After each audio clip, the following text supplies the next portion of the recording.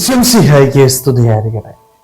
വിശുദ്ധ ലൂക്ക അറിയിച്ച സുവിശേഷം 19-ാം അധ്യായം 5-ാം വാക്യം. സക്കേവൂസേ, വേഗം ഇറങ്ങി വരിക, ഇന്ന് എനിക്ക് നിന്റെ വീട്ടിൽ താമസിക്കേണ്ടിയിരിക്കുന്നു. സക്കേവൂസിന്റെ ഭവനത്തിലേക്ക് കടന്നു വരുന്ന ഈശോയെ നമ്മൾ കാണുകയാണ്. സന്തോഷത്തോടുകൂടി സക്കേവൂസ് തന്റെ ഭവനത്തിലേക്ക് ഈശോയെ സ്വീകരിക്കുകയും ചെയ്യുന്നുണ്ട്. ആരായിരുന്നു ഈ സക്കേവൂസ്? ചുങ്കക്കാരനായിരുന്നു അല്ലെ? പാപിയായിരുന്ന സക്കേവൂസിന്റെ ഭവനത്തിലേക്കാണ് ഈശോ കടന്നു വരുന്നത്. എന്തുകൊണ്ടാണ് സക്കേവൂസിന്റെ ഭവനത്തിലേക്ക് ഈശോ കടന്നു വന്നത്? കാരണം സക്കേവൂസിന് ആഗ്രഹമുണ്ടായിരുന്നു അല്ലെ?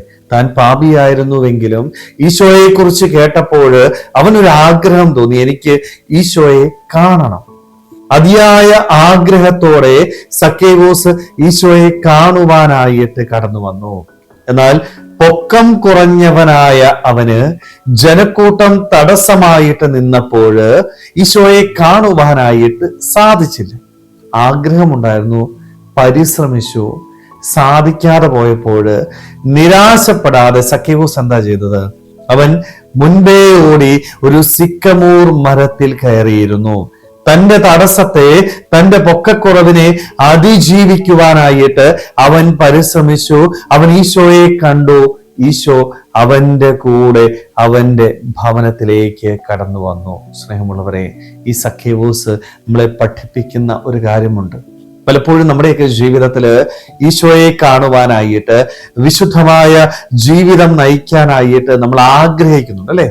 ഒരാഗ്രഹം നമ്മുടെ ജീവിതത്തിലുണ്ട്. പ്രത്യേകിച്ച് ഈ നോമ്പുകാലത്തിലേക്ക് നമ്മൾ പ്രവേശിക്കുമ്പോൾ പല ആഗ്രഹങ്ങളോടെയാണ് നമ്മൾ ഈ നോമ്പുകാലത്തിലേക്ക് പ്രവേശിച്ചത്. എല്ലാ ദിവസവും വിശുദ്ധ കുർബാനയിൽ പങ്കെടുക്കണം, എല്ലാ ദിവസവും വിശുദ്ധ ഗ്രന്ഥം വായിക്കണം, ഈശോയോടുകൂടെ കൂടുതൽ സമയം ഇരിക്കാനായിട്ട് സാധിക്കണം, എന്റെ ഇഷ്ടങ്ങളും ആഗ്രഹങ്ങളും ഈശോയ്ക്ക് വേണ്ടി ഉപേക്ഷിക്കുവാനായിട്ട് തയ്യാറാവണം. ഇങ്ങനെ പല തീരുമാനങ്ങള്, പല ആഗ്രഹങ്ങള് നമ്മുടെ ജീവിതത്തിൽ ഉണ്ടായിരുന്നു. പക്ഷേ നോമ്പ് തുടങ്ങി ഒരാഴ്ചയൊക്കെ കഴിഞ്ഞപ്പോൾ ഒന്ന് ചിന്തിച്ചു നോക്കിയേ, നമ്മുടെ ജീവിതത്തില് നമ്മൾ ആഗ്രഹിച്ച കാര്യം എത്രമാത്രം പ്രാവർത്തികമാക്കുവാനായിട്ട് നമുക്ക് സാധിച്ചു എന്നുള്ളതാണ്. പലപ്പോഴും ഈ ആഗ്രഹം നിറവേറ്റാനായിട്ട് നമുക്ക് സാധിക്കുന്നില്ല. പല തടസ്സങ്ങള് നമ്മുടെ ജീവിതത്തിലേക്ക് കടന്നു വരുമ്പോൾ ഈ ആഗ്രഹത്തെ ഉപേക്ഷിച്ചുകൊണ്ട് ലോക സുഖങ്ങളുടെ പിന്നാലെ പോകുന്ന വ്യക്തികളായിട്ട് നമ്മൾ മാറുകയാണ്. സക്കേവൂസിന്റെ ജീവിതത്തിലും